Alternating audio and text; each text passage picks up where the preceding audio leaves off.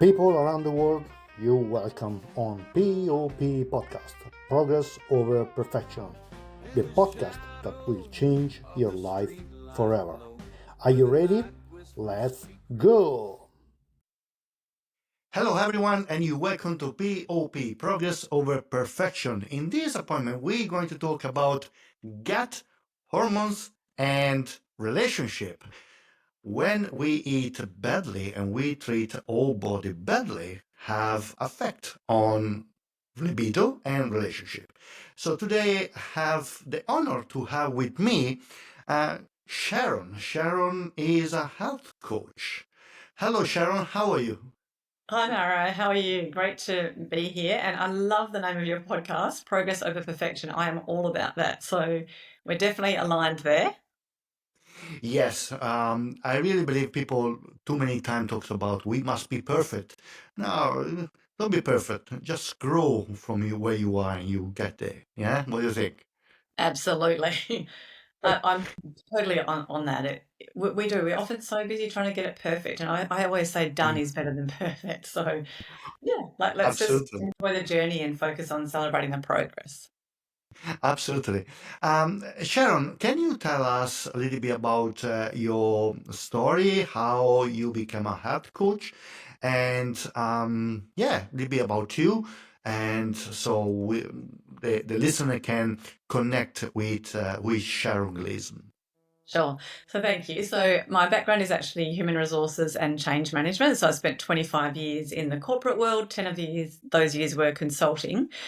And it worked really well when my girls were in primary school together. But once my elder daughter went to high school, things started to get a bit challenging. So for me, when we had a family, my husband was in a very, very busy job. And the agreement was that, I would be there, the primary one for the children. And I really wanted to be there for my girls. I wanted to be that mum that was dropping them off, picking them up from school, being at all the assemblies and sports carnivals and so on. And it worked, as I said, really well when they were in primary school together. But when my older daughter went to high school, she also started a professional ballet program. And I'm sure many mums can relate to this. If you've got children, our days used to start at 5 a.m. and the last ballet pickup was at 9 p.m. at night, and everything in between was crazy. And I got burnt out. I was Mm. trying to do it all. I was trying to be a present mum, be there for my girls, have a career, run the household. My dad also had Parkinson's disease, so I was trying to support my mum. And I know many women that I talk to can relate to not the same struggles, but similar type struggles. And I remember thinking I need a change because I was definitely not the best version of myself. And I can actually remember being present in my life, but not really present. And I had this moment at a party once where it was a friend's 40th, and I should have been there to be really enjoying that time with friends. And I can remember catching myself and thinking, oh my gosh, here I am thinking about what's happening next week. How am I going to manage this? How will I get this child here? And I just thought, oh my gosh, like this is not right. And it really impacted me thinking I'm not enjoying my life. And I was really looking for a change. And I won't go into all the details, but I was actually consulting to FMG at the time, and they got rid of 1,000 people in one day. And honestly, sometimes we need someone to pull the rug from under us. Like I knew I needed to make a change, but I was like, this is what I've always done. What will I do with my life? And the decision was made for me. I suddenly didn't have a job anymore, which was actually, in hindsight, a massive blessing. And so it gave me an opportunity to consider different options.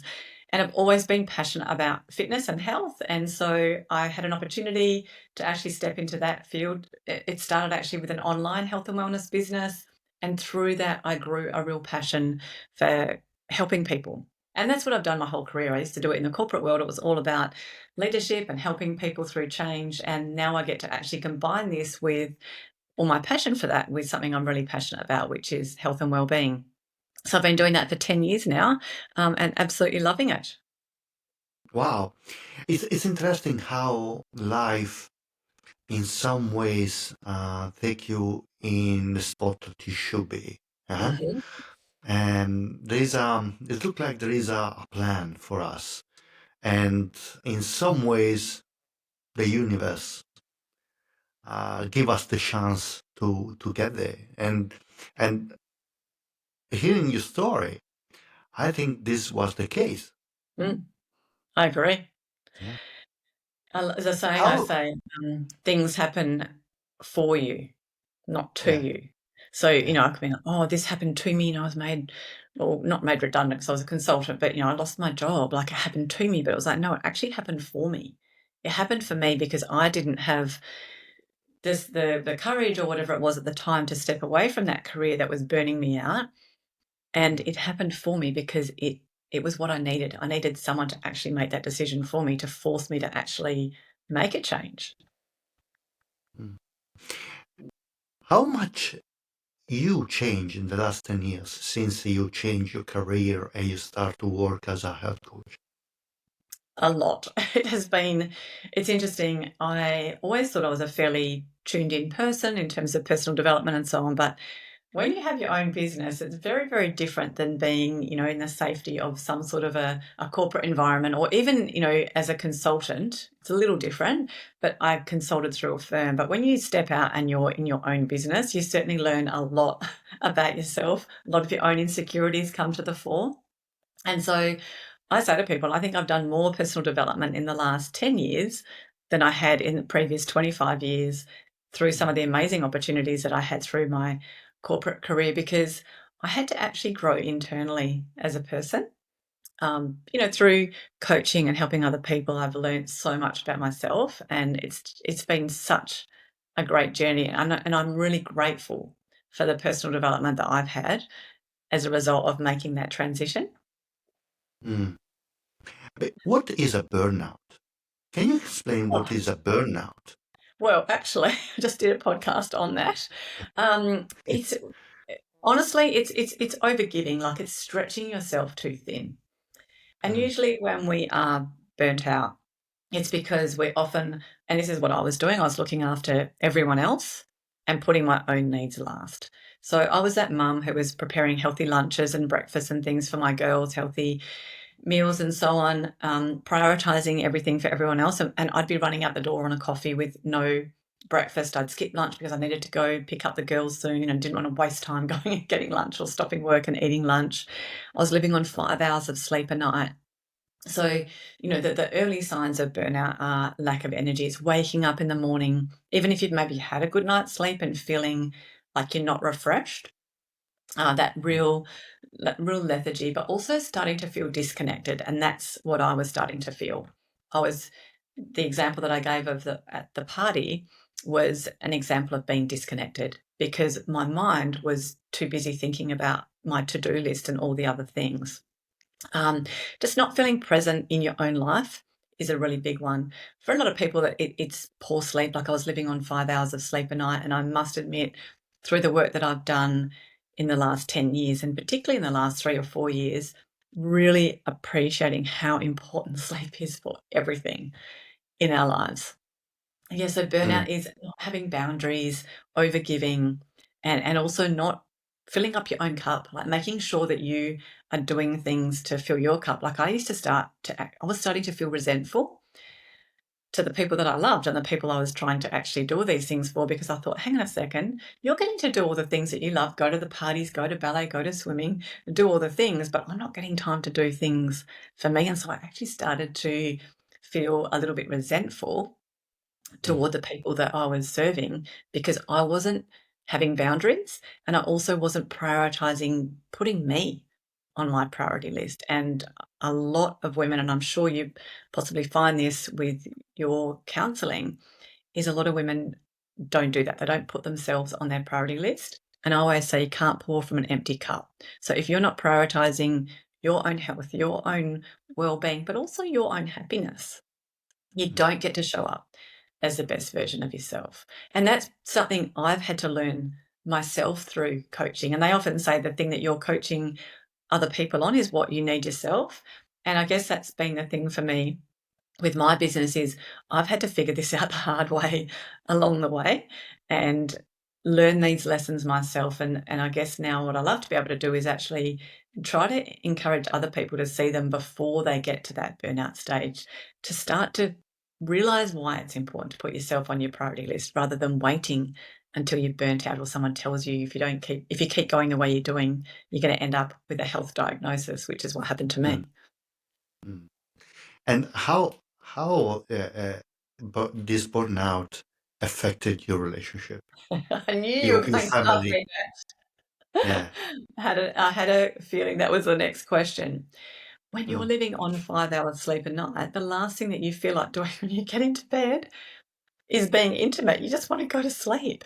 And so yeah. when you're tired and you are feeling burnt out and also even a little bit resentful, Mm, you don't actually have anything to give.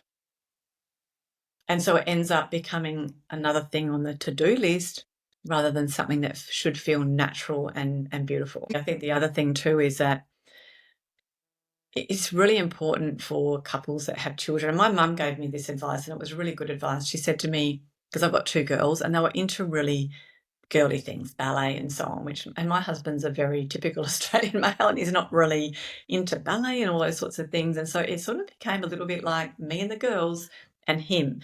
And my mum spotted it, and she said to me, "You need to be very careful." She said, "Because the girls are going to grow up and they'll leave home and you'll be left with my husband." And it was good advice because it helped me avoid that trap of getting so caught up with the girls, because you can very easily end up going like this in your relationship, drifting yep. apart because you're both pursuing the things that are important to you. And I was grateful my mum shared that with me, because it did make sure I kept my eye on the ball of our relationship by making sure we did go on date nights, go on little holidays together, etc., to make sure that we, maintained that connection. Mm. Thank you, Sharon, because this is one of the things I work a lot and help couple understand that the kids are a part of their life as a couple. But if they don't work on their relationship, they will find each other. Mm. Uh, when the kids, maybe one go in England, the other one go the other side of the world, Mm. they look at each other and say, now what are we going to do here? Who are you? I don't know Yeah, you anymore. yeah. And it is very difficult then restart everything. Need a lot of work. Mm. Um, Thank you, Sharon, to talk about this. I think is another topic that we should talk a little bit more in deep. But I thought was important because I'm Yeah. sure there's a lot of listeners out there that they are in the same spot right now. They feel burnout, they feel disconnected because the work take over or the kids take over, the stress in life take over. There is an imbalance of in intimacy. Intimacy is very important in relationship. Is important. Intimacy is important as relationship.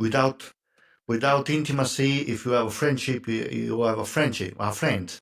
If you have friend and intimacy, you have a partner. Yeah. So those two things are very important. But today we talk about health and gut and hormones. Um, Many people do not connect gut health with intimacy. Can you explain how gut affects mood, energy, and libido?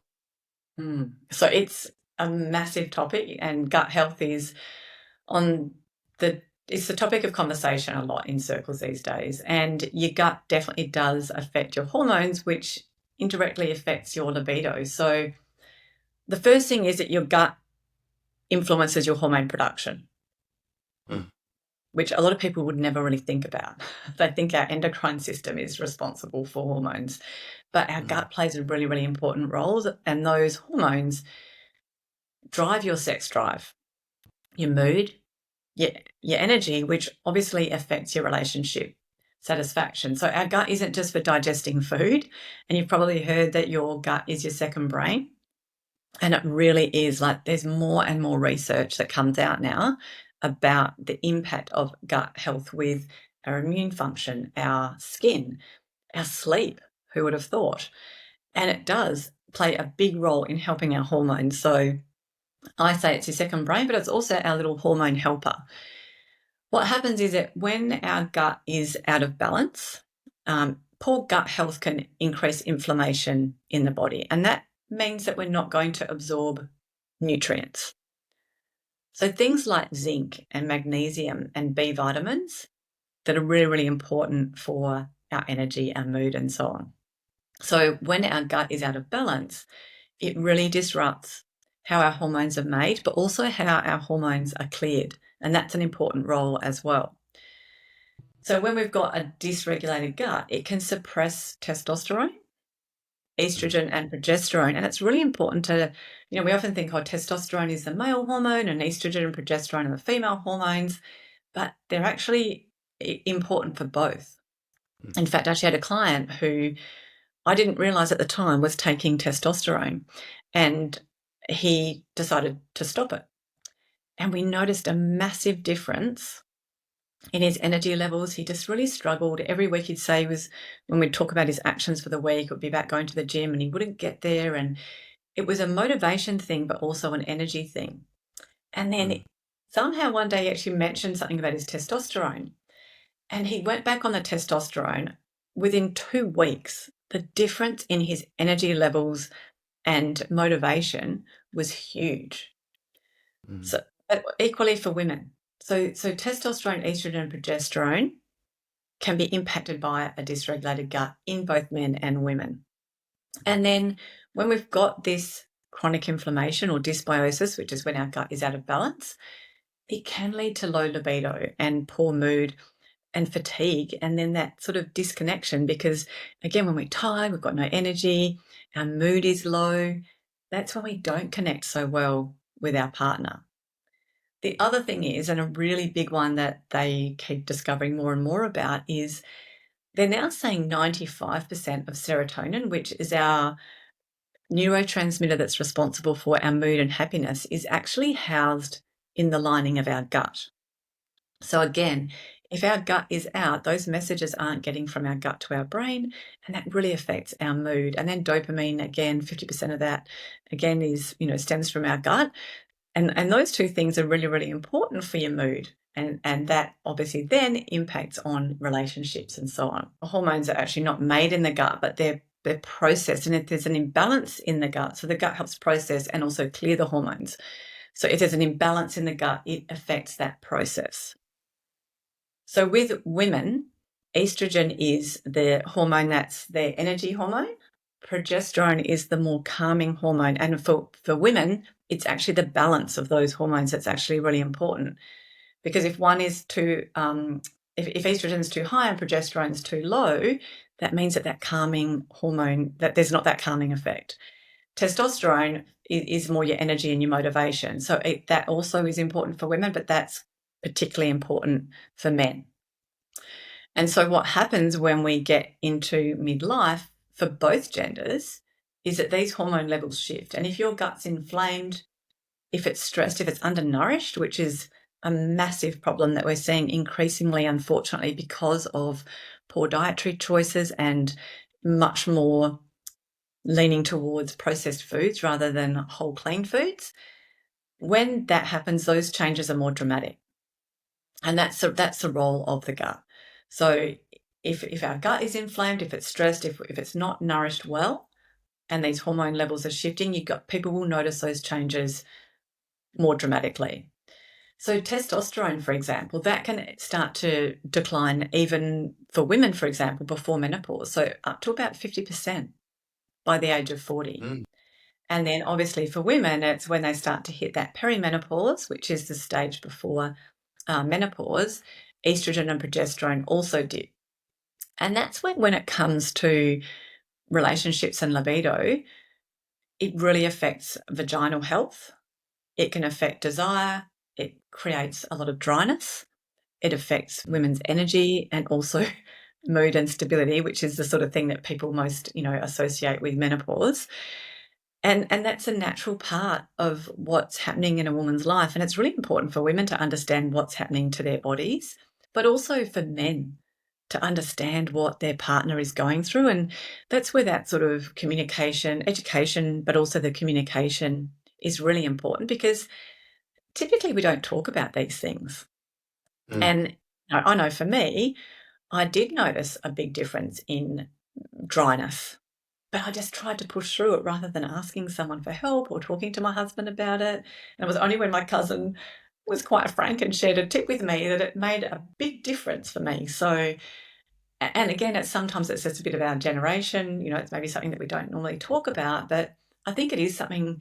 Number one is that awareness, like really understanding the changes that your body's going through, and then looking at what you can do about it to try and support yourself through it, but talking to your partner about it. Like I wish I actually went through menopause at 44, or perimenopause started for me at 44.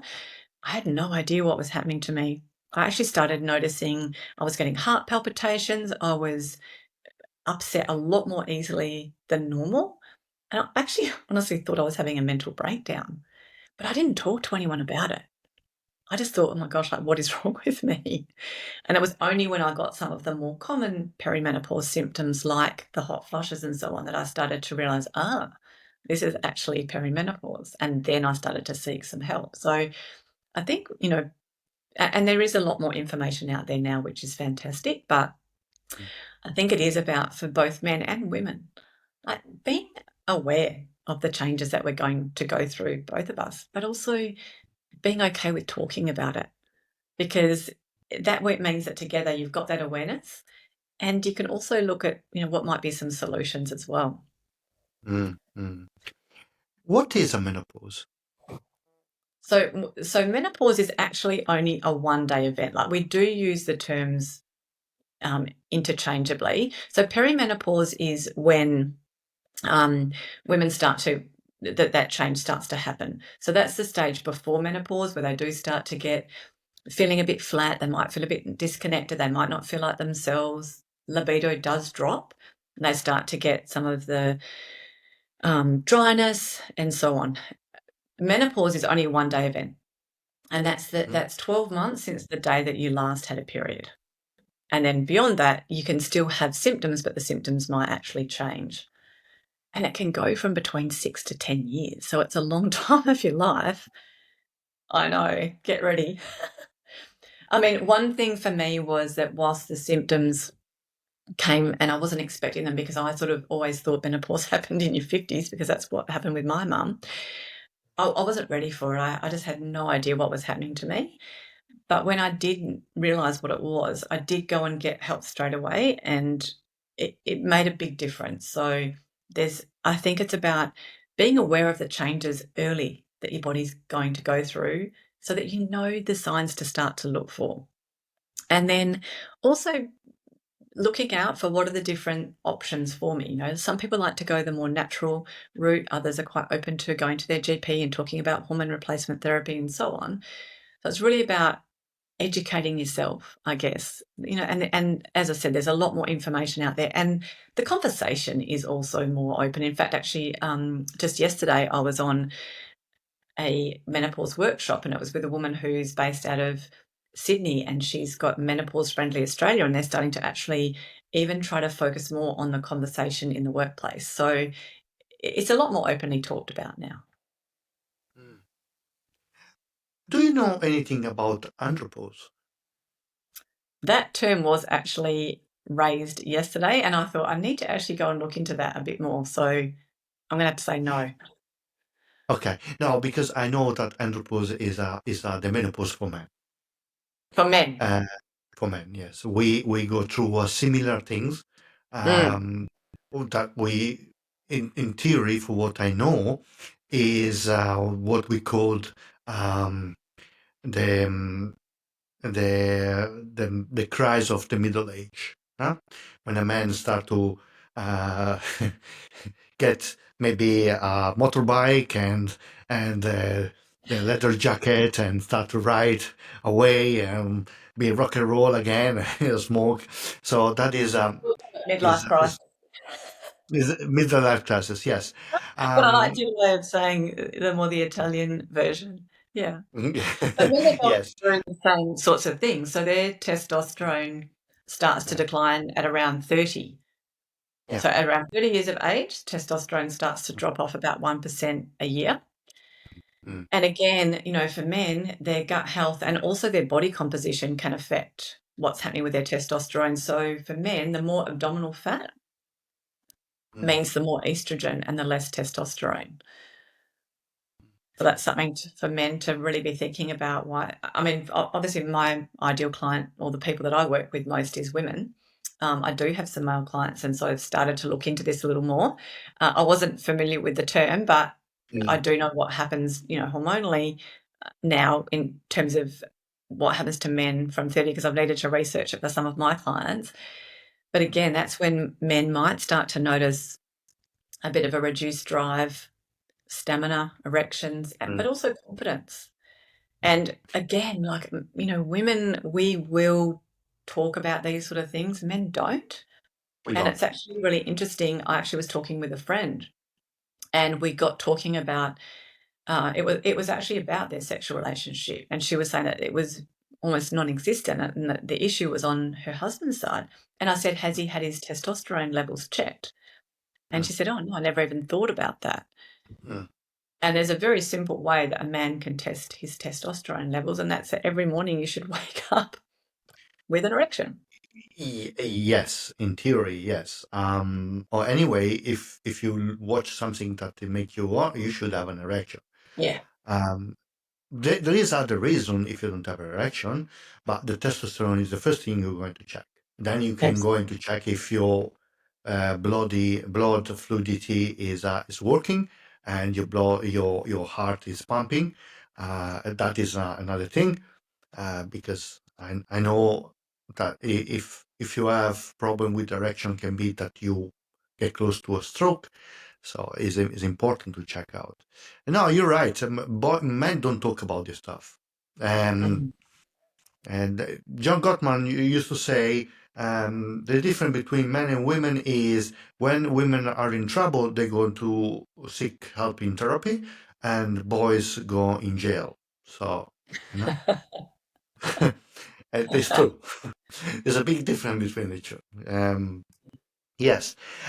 Do you think a man should, around the 50s, should start to have some uh, testosterone intake? I think they would need to talk to their doctor about that. Okay. Yeah. Okay. I mean, like, I Mm, just think about my husband. Hopefully, he won't be watching mm, this. I wouldn't say that he should just go and do that. I don't think he needs it. He's got plenty of energy, plenty of motivation, and there's no issues with intimacy, and he's nearly mm. 59.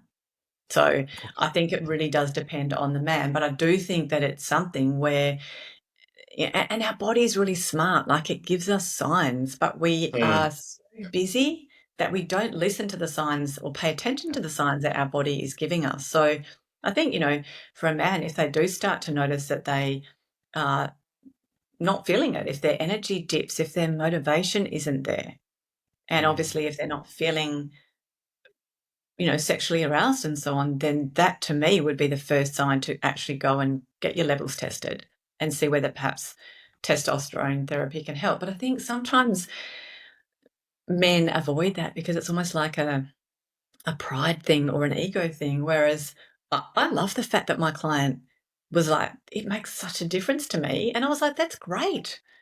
Just go get the help rather than sitting there and struggling. So, and it was great that he was able to openly talk to me about that too. So I mm. think with men, it's about tune into the signs, and be okay with going and asking for the help, because it's a lot easier to go and have that conversation with your doctor than to be trying to manage your relationship with your partner or your wife when these things aren't working well. Because, if your energy's down, your mood's down, if you're not intimate, that's going to affect your relationship. And so it's a lot easier True. to treat the problem at the source rather than wait until sometimes, through that process, damage can be done to the relationship. And that's when people end up with you, Mauro, or worse. Mm. Oh yeah, absolutely. Uh, well, if they amp with me, they maybe there's some chance to be saved. Otherwise, big trouble. Um, what what is do you think? Let's talk about lifestyle. Okay, and what are the habits that people should implement in their life to have a healthy and happy relationship and despite menopause and other things? I think the first thing is I talk about 5 pillars of health. So Mm. if we're talking from a lifestyle perspective, just being really mindful about those. So obviously nutrition is a really big one. Mhm. So for example, just making sure that you are prioritizing nutrition and focusing on eating for energy. So as much as we can try to eliminate some of the foods that we know cause inflammation, and before I rattle off this list, please let me say one thing, and that is I am all about balance. I enjoy Mm. a glass of wine. I enjoy a family Friday night pizza. So I'm not saying cut all these things out, but let's aim for maybe 80, 70, 80, 90%, whatever you want to do healthy, and 10%, 20%, 30%, what I call the sometimes foods and things. So what we want Pizza to is try not and do. some Thai food. You cannot tell us Italian pizza is some Thai food.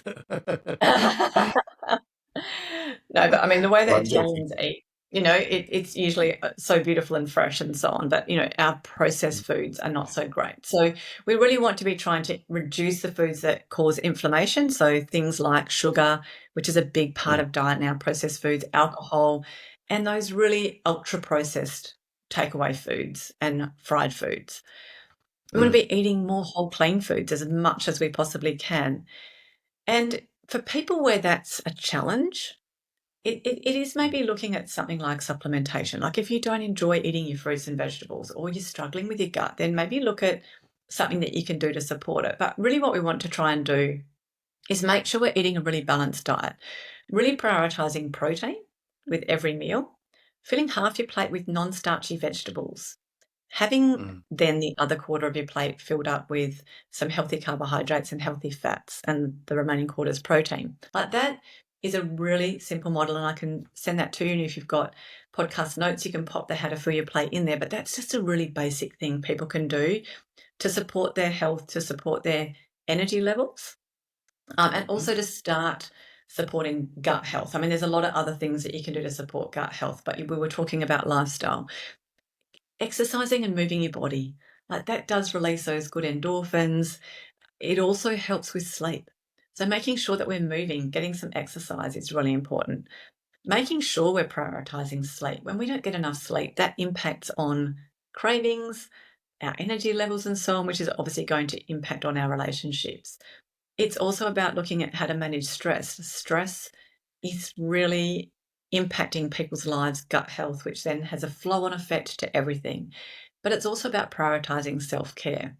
So when it comes to thinking about what can we do lifestyle wise, it's thinking about each of those 5 pillars and what could I be trying to incorporate into my day around those different things. So it's maybe something like, what can I be doing around my nutrition? What could I be doing as far as movement and exercise? And I'm all about small changes. People are busy, and it might just be if you're working through lunch, for example, maybe it's just going, you know what, I'm going to take a 5 or 10 minute break, walk outside, get some fresh air, get some sunshine. It's amazing that something like that can do wonders for how you feel.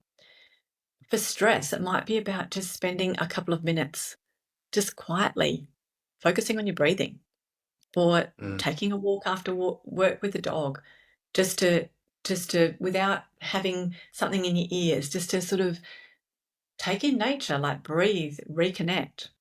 It might be self-care, making sure you've got a couple of minutes or a day to do something for you. It might be just reading for a couple of minutes or sitting and enjoying those first sips of your morning coffee. The small things, they really do add up, but sometimes we think we've got to do really big things. So when it comes to lifestyle, it's really focusing on those 5 pillars can really help people when it comes to having more balance, which is then going to obviously help with relationships. Mm. So what are the 5 points of your pillow? Nutrition? The 5 pillars is nutrition. So Mhm. my focus is on nourishing your body and how to eat so that you've got energy to last through the Okay. day. We shouldn't be at 3 o'clock in the afternoon feeling like we need a coffee or sugar to pick ourselves up. If we know if we're fueling our body through the day, we should be able to get through the whole day, come home, cook dinner, and then have energy to spend some quality time together after dinner, not be falling asleep on the couch at 8 o'clock because you haven't been fueling your body well through the day. The second one is exercise and movement. Mm-hmm. The third one is sleep. Stress Mm-hmm. is number 4, and then self-care is number 5.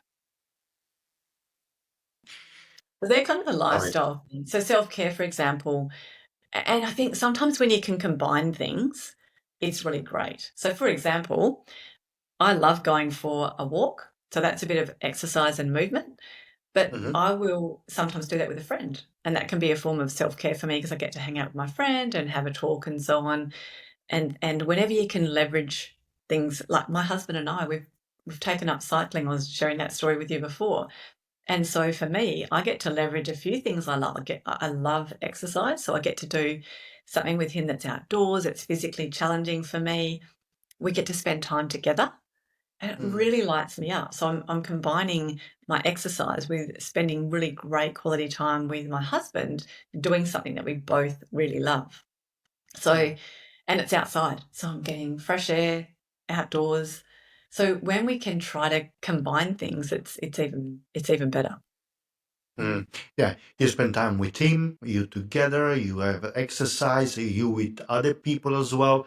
So you have all these good things, this positivity come in your inside you, in your body, in your brain. Is a yeah, I like it. Nutrition, yeah, is a. I think your 5 pillars, and I would love that you give me the you say the spreadsheet you have. How to fill your plate? Yes, to put on here on the podcast Oh, as a maybe people want to get them. What do you think? and I can give you those 5 pillars as well. I actually have around those 5 pillars mindset because that's simple. Next question is about gut and food. Sharon, what we should do to keep our gut happy and healthy? So I have talked about the how to fill your plate. That is the starting point. Half your plate non-starchy vegetables, a quarter of your plate your lean protein, and the other quarter your healthy carbs and healthy fats. And there's a lot of misinformation out there about food and a lot of confusion. And a lot of people say, oh, don't eat carbs and don't eat fat, or should I do this diet or that diet? Honestly, that is the simplest way to be able to eat for energy, to maintain your energy throughout the day, to support a healthy gut, to manage cravings, and also to keep your blood sugar nice and stable, which is a whole other issue. But when it comes specifically to your gut, there's a few things that we really want to try and add in to our diet to really support a healthy gut. So you might have heard of probiotics. So probiotics are the good bacteria that we've got naturally in our gut, but we also want to add more of those. I'll talk about that in a minute. But there's also what we call prebiotics. So Mm. prebiotics, they feed the good bacteria that you've already got in your gut, or if you're taking a probiotic, they're also going to feed that as well. So it's kind of like the fertilizer for your gut microbiome. We've actually got more bacteria in our gut than we've got cells in our whole body. So our gut, there's a lot going on there. So prebiotic foods are high in very special types of fiber that your body can't digest, but your gut bacteria absolutely love them.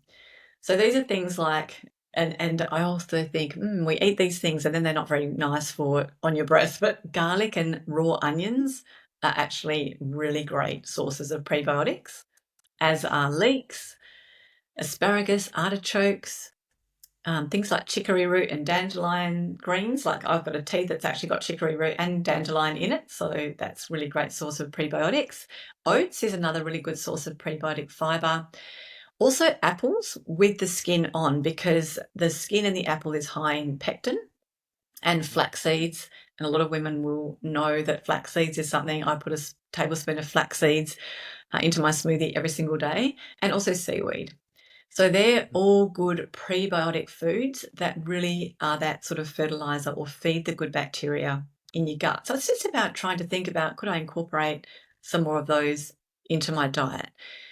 Just a little tip is if you're not eating some of these things, is start slow, because if your gut's sensitive, when we do too much of something, it can cause bloating and that digestive discomfort. So we really don't want that.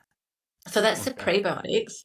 The probiotics, people might be a bit more familiar, but it's maybe really consciously trying to add more of these into your diet. So these are things like your Greek or your natural yogurt, kefir, sauerkraut, and things like kimchi, tempo, miso paste, for example. You could put that in a soup or as a dressing. Kombucha. And also, too, if you're doing that, you want to really make sure you're going with the really natural ones, the low sugar ones. And also pickles, so things, pickles that are fermented in brine, not vinegar. So even just a tablespoon of some of those probiotic foods or a small serve every day is a really good starting point. So they're the pre and the probiotics that really support the gut microbiome. The other thing that you really want to focus on is including fiber-rich foods, because what that will do is it supports digestion. So we all should be having at least one bowel movement a day. That's another sign. If you're not, then you start to need to look at how much fiber that you're getting in your diet, because it will support your digestion, but also that hormone clearance that we talked about, and just keeps things moving through your gut.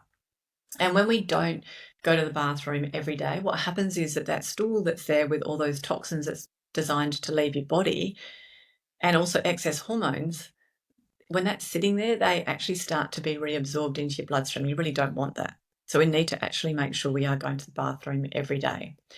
So we really want to focus on soluble fibers and insoluble fibers, because what those do is they help to remove excess estrogen. They really help reduce inflammation. And importantly, particularly the soluble fiber helps support satiety, so that feeling of fullness, and also keeps your blood sugar nice and stable. And we're seeing more and more people now with diagnosis of prediabetes. So that's fiber plays a really important role in that. So they're your fiber-rich veggies, so things like your broccoli, Brussels sprouts, cauliflower, carrots, beetroot, sweet potatoes, peas, leafy greens, those sorts of things, so your spinach and kale. Things like your legumes and pulses, so lentils, chickpeas, kidney beans, black beans, whatever you prefer, whole grains, so things like quinoa, brown rice, oats, barley. Your nuts and seeds, so I've already talked about flax seeds, but if you like pepitas or pumpkin seeds, almonds, walnuts, chia seeds, those sorts of things. And then fruits, ideally with the skin on. So good sources of fiber with fruits is your berries, so raspberries, blueberries, blackberries, apples, pears, figs, kiwi fruits, and prunes. And you really want to be trying to get around 25 to 30 grams of fiber a day. And fun fact, I know when it comes to women, I haven't done the research on men, but most women over 40 are getting less than half of the amount of fiber that they need to be having a day. And that's because a lot of So women skip meals or eat so processed foods. to get 25 gram of fiber, what I have to eat? So those foods that I just talked about. But if you are filling half your plate with your non-starchy vegetables every day and then having 2 pieces of fruit, that will get you the To be fiber that enough. you need for your day. And if you're having, some lentils or nuts, I have walnuts every day in my Yeah. smoothie. That's getting, so it's looking, again, it's about variety. We don't want to just be only eating fruit and vegetables. Like if we can, it's really easy when you start to know what to do, to think about how you can do things. Like I'll make a salad and I'll often put sunflower seeds and pumpkin seeds over the top. I'll put some chia seeds or flax seeds into my smoothie. So it's just about little things that you can do to add a little bit more in, rather than thinking I need to overhaul my whole diet. So it might be just having a look and thinking, what could I add into my diet just to give me a little bit more? And the World Health Organization say that we should be having to get the amount of fiber. And this is because, particularly in Australia, and it's a little bit different for you in Italy. I remember going to Italy and going, these tomatoes do not look like the tomatoes that you see growing in Australia or taste like them, because we're just planting in different soils. But there's lots of studies done on the nutrient value of food these days, and it's depleted hugely over the last 20 to 30 years because we plant over and over in the same soils. They did a study, it was on Today Tonight, talking about apples and how long they put apples in cold storage, and they found that apples could be kept in cold storage for 9 to 12 months, which again is depleting the nutrient value of the fruit. So the World Health Organization say that really, depending on your size and body type and so on, you need to be eating between 7 and 12 cups of fruits and veggies every day to be getting the nutrients that you need. So that's a lot. Yes, it's a lot. It's a lot. And Wow. particularly if people are getting, they're rushed and they're not eating a proper breakfast, they're having a couple of bits of toast or, some packet cereal, and then they're for lunch just grabbing a toasted sandwich. Picking They might eat a people, healthy no? dinner, but it's not enough. No, it's Yeah. not enough. Um, I still thinking about the garlic and the breath. I had a discussion with my wife because, of course, when I work when I'm in the office, I always worried about the smell now from the garlic, Mm. and because I work with people. At the same time, my wife love garlic. I love garlic too. Um, but she doesn't have the problem I have. So sometimes she has the extra garlic, and I don't. There's a mismatch in before to go in bed. I'm there with toothpaste, give a clean up. Man, it's fun. Anyway, can you tell me a story of a client that you helped with this kind of problems, and they actually, thanks to your help and to your advice, they were able to have a better relationship, improve the relationship? I think it's not just one thing. Like I did have one client, and it's a bit of a sad story. She didn't like looking at herself in the mirror Mm, because of how she looked. And again, she was that mum who was putting everyone and everything first, even mm, her own husband's exercise and so on. And she wasn't sleeping well. She wasn't looking after her own nutrition. So she wasn't exercising because she was too tired. Her stress was through the roof, and self care was like a word that she wasn't even familiar with. And so we started small. We started with one thing because a lot of people, when they get to that stage, they think, oh my gosh, everything's not going well. I need to change everything. And we all know that when we try and overhaul our whole life, it's not easy to do, especially when we're already busy and usually burnt out. And even if we do manage to do it in the short term, we can't maintain it long term. So I always just say, let's just start with one thing. It might be one mm, really small thing. So with her, when we looked at everything, we actually decided that the starting point was sleep. It was about actually starting to do less work after she'd finished doing the dinner and cleaning up and then putting on her computer again. It was doing less work at night, creeping the bedtime a little bit earlier, not going from she was go to bed at midnight. We didn't say, right, you've got to go to bed at 9:30. It was about going, let's just start to slowly creep that bedtime further until she got to 10:30. What that did was it meant that in the morning when her alarm went off to get up to exercise, she was more well rested. So she could mm. get out of bed and go and do her exercise. And because she got up in the morning and went out and exercised, she'd feel a little bit better in her body, get the fresh air. She'd feel a bit more motivated to actually eat healthy. And we started to then slowly also work on food and so on. So that just started the ripple effect. So it's usually about just starting with one thing and then slowly scaffolding on that so that the changes can be done in a way that's doable, but also really importantly, sustainable. I think we are all so used to quick fixes. We want, in this society, we want something, we want it now. And Yeah. so people are used to that. And it's really difficult. And this is where I guess I'm different than most coaches is I'm about small, sustainable changes that can fit in and around your busy lifestyle.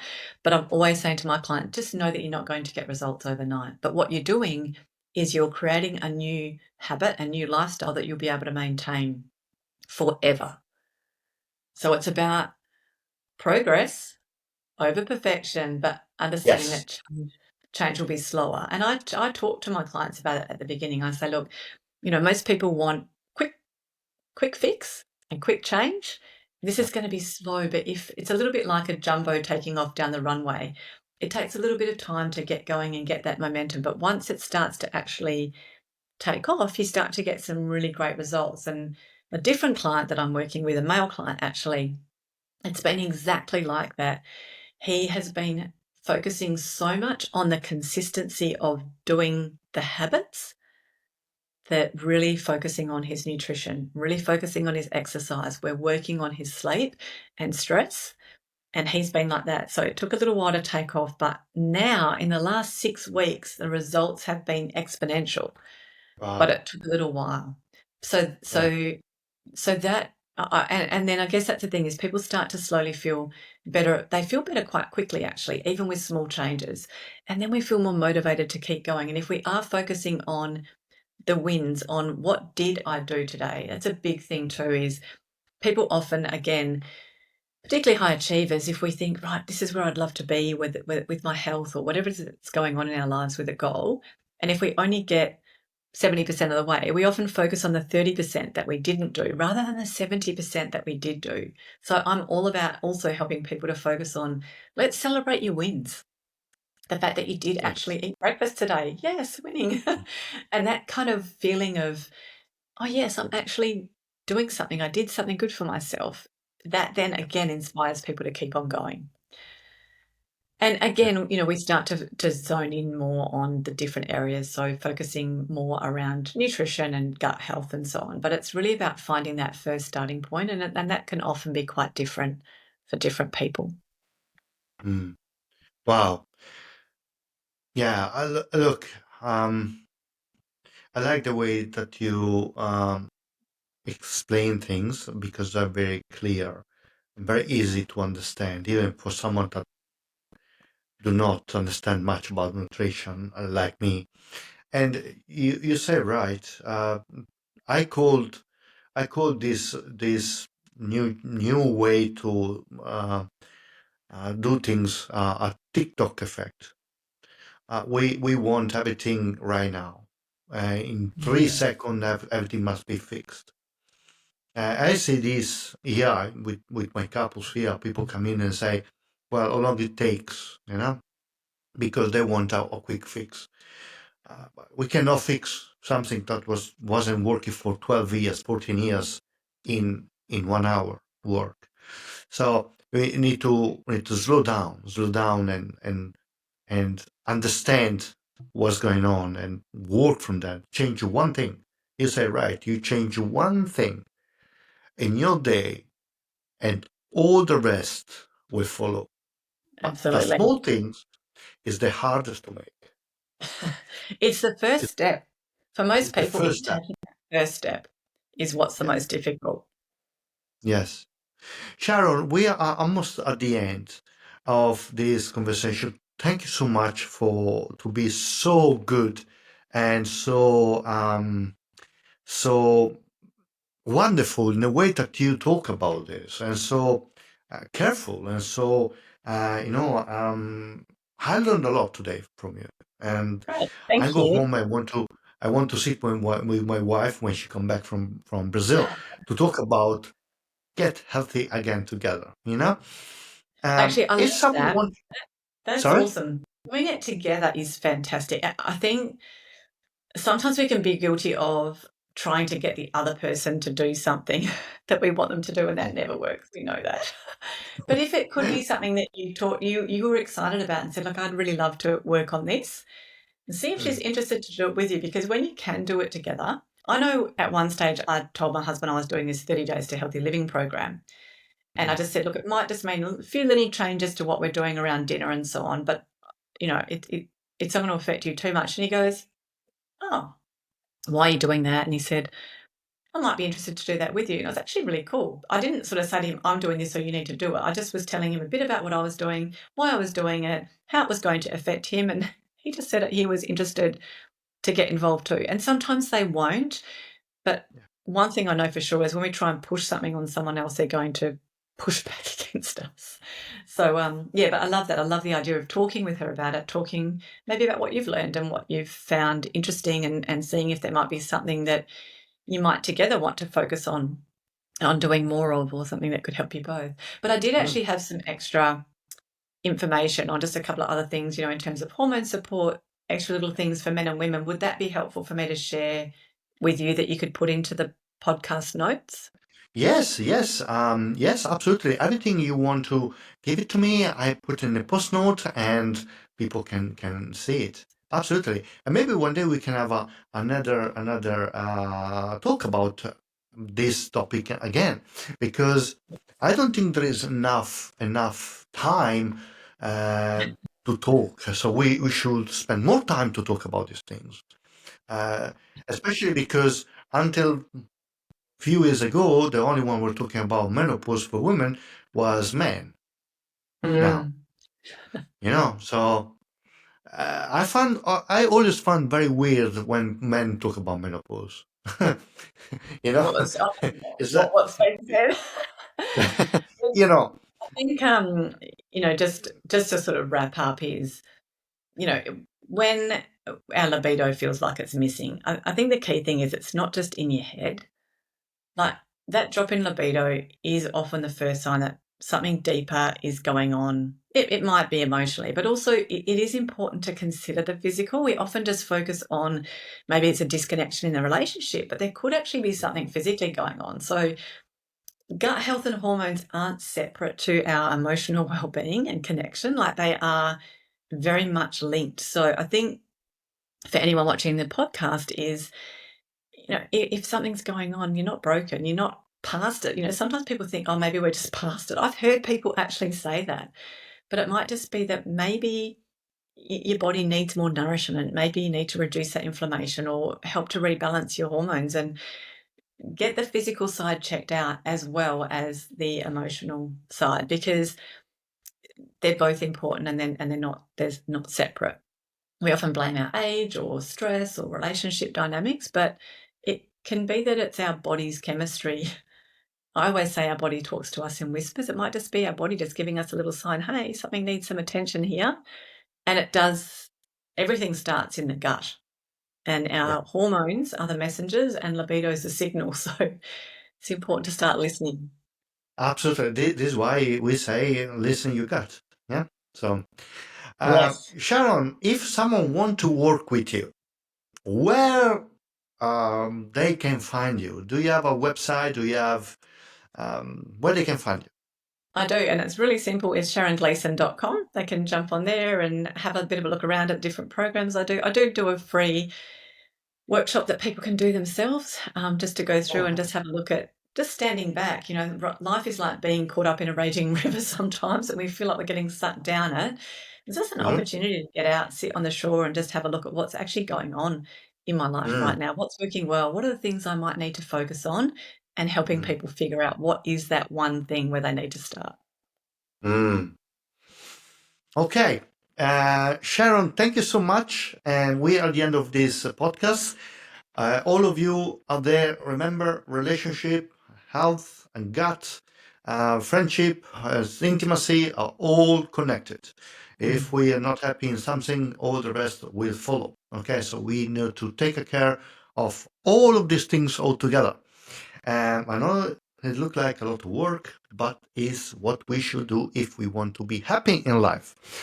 Now, thank you so much, Sharon, again. See you on next episode with POP, Progress Over Perfection, the podcast that will change your life forever. Ciao!